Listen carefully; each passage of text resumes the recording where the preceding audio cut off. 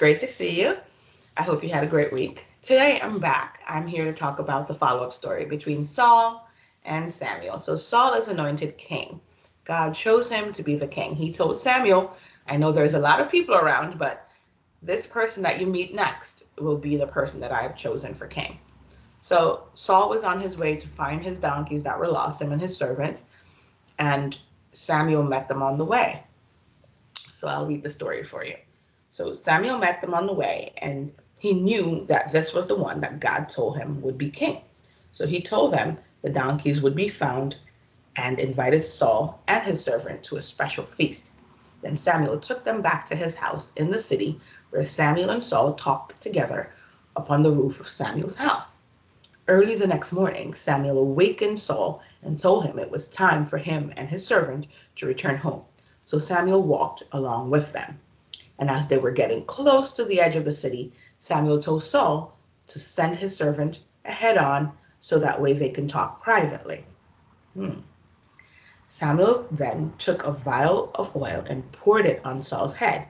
He kissed Saul and told him that he was to be the captain or king of Israel, God's chosen people. That's a big job, right? Just, out of the blue, just anoint me, right? And Saul accepts. He's okay. I'm going to be king. Samuel told Saul about the various things that were going to happen to him on the way home. And he told Saul that the Spirit of God will come upon him and would prophesy, and that he would prophesy. And Samuel told him that he would become a new man and that he would make decisions correctly because God was going to be with him.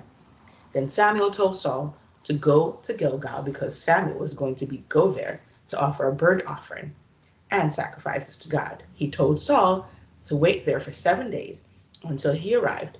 Then Samuel would show him what to do. Isn't it amazing how God just chooses you? You go out to go find donkeys and God says, okay, you're a new king. You're anointed. So it's a big job.